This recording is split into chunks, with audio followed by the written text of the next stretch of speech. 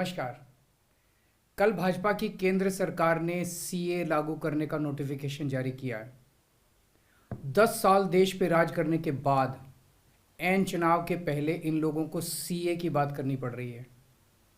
अगर 10 साल में कुछ अच्छा काम कर लेते तो शायद आज सीए की जगह अपने कामों पे वोट मांग रहे होते। आज देश के सामने सबसे बड़ी समस्या महंगाई और बेरोजगारी की है। किसी को भी घर चलाना मुश्किल हो रहा है, इतनी ज़्यादा महंगाई हो गई है, कमर तोड़ महंगाई हो रही है। उधर हमारे युवा दर दर की ठोकरें खा रहे हैं रोजगार के लिए, उनके ऊपर डंडे लाठियां बरसाई जा रही हैं। ऐसे में सरकार बेरोजगारी और महंगाई का समाधान ढूंढने की बजाय सीए की बात कर रही है, तो ये बड़े दुख की बात है। ये सीए आखिर है क्या? बीजेपी की केंद्र सरकार का कहना है कि 3 देश, बांग्लादेश, पाकिस्तान और अफगानिस्तान, इन 3 देशों के अल्पसंख्यक जो हैं वो अगर भारत की नागरिकता लेना चाहें तो उन्हें भारत की नागरिकता दे दी जाएगी। इसका मतलब बड़ी संख्या में यहाँ से अल्पसंख्यकों को हमारे देश में लाया जाएगा, उनको रोज़गार दिए जाएंगे, उनके लिए घर बनाए जाएंगे, उनको यहाँ बसाया जाएगा। अजीब बात है ना। बीजेपी की केंद्र सरकार से हमारे बच्चों को रोजगार दिए नहीं जा रहे, पाकिस्तान से लोगों को लाके उनके बच्चों को रोजगार देना चाहते हैं। हमारे लोगों के पास तो घर नहीं है, भारत के तो ढेरों लोग बेघर हैं, लेकिन बीजेपी वाले पाकिस्तान से लोगों को लाके उन्हें भारत में बसाना चाहते हैं, उनको घर देना चाहते हैं। हमारे रोजगार उनके बच्चों को देना चाहते हैं, हमारे हक के घर उनमें पाकिस्तानियों को बसाना चाहते हैं। भारत सरकार का जो सरकारी पैसा हमारे परिवार और देश के विकास पे खर्च होना चाहिए, वो पैसा पाकिस्तानियों को भारत में बसाने पे खर्च किया जाएगा। इन 3 देशों में लगभग 2.5 से 3 करोड़ अल्पसंख्यक हैं। ये तीनों बहुत गरीब देश हैं। जैसे ही भारत के दरवाजे खुलेंगे, इन 3 देशों से भारी भीड़ हमारे भारत में आ जाएगी। अगर इन 2.5-3 करोड़ में से 1.5 करोड़ लोग भी भारत आ गए तो कौन देगा इनको रोजगार? कहां बसाओगे इनको? बीजेपी वाले अपने घर में बसाएंगे क्या इनको? इनके अपने घर में रखेंगे क्या इनको? बीजेपी वाले देंगे क्या इनको रोजगार? कौन देगा इनको रोजगार? तो प्रश्न उठता है कि बीजेपी ऐसा क्यों कर रही है।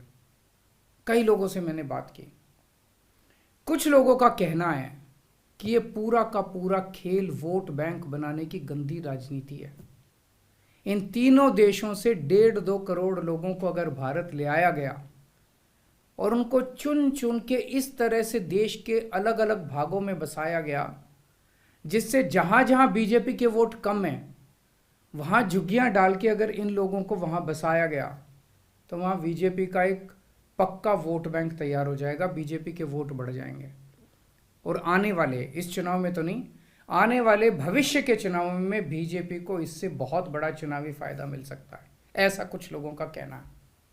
मुझे नहीं पता ये सच है कि गलत, लेकिन सबसे बड़ा प्रश्न है कि बीजेपी ये क्यों कर रही है।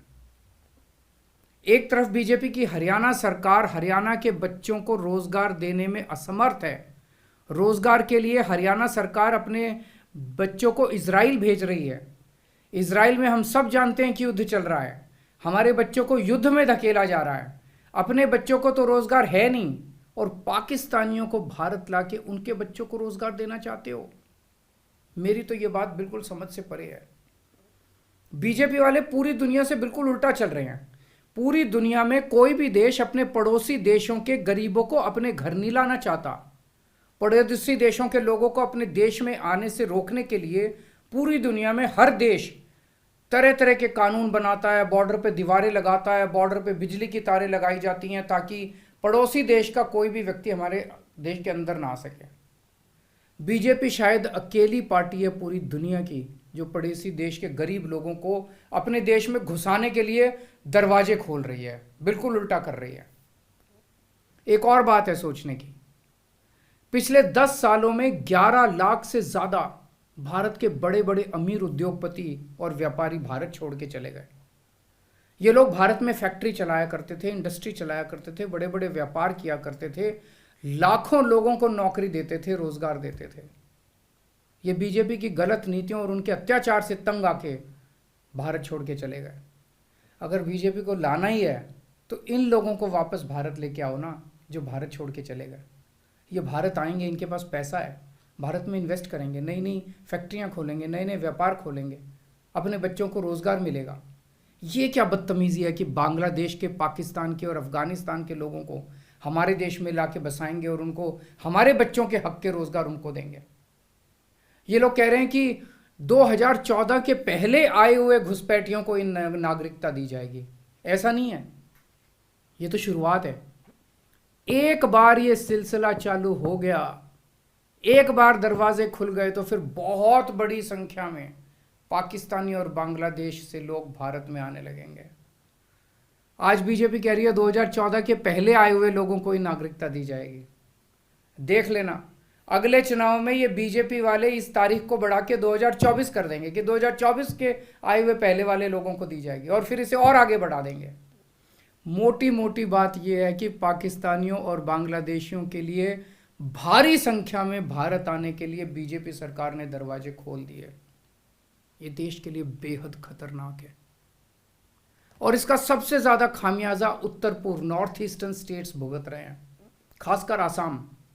आसाम के लोगों की भाषा और संस्कृति खतरे में पड़ चुकी है, क्योंकि वहां पे बांग्लादेश से इतनी बड़ी संख्या के ऊपर इलीगल माइग्रेशन हुआ है। अब बीजेपी कह रही है कि इलीगल माइग्रेंट जो आए हैं उनको हम नागरिकता देंगे, उनको हम बसाएंगे, आसाम में बसाएंगे। आसाम के लोग बहुत नाराज हैं। एक तरह से देखा जाए तो हेमंत बिश्व शर्मा जो बीजेपी के मुख्यमंत्री हैं, उन्होंने धोखा दिया अपने लोगों को। अपने असम के लोगों की खातिर उन्हें सीए का विरोध करना चाहिए था। उन्हें कहना चाहिए था कि असम के लोगों की संस्कृति और भाषा दोनों खतरे में है, ये बिल्कुल बर्दाश्त नहीं किया जाएगा। तो दोस्तों, पूरे देश की मांग है कि सीए को वापस लिया जाए। हम किसी हालत में अपने बच्चों की नौकरियां, अपने बच्चों के रोजगार दूसरे देश के लोगों को किसी हालत में नहीं देंगे।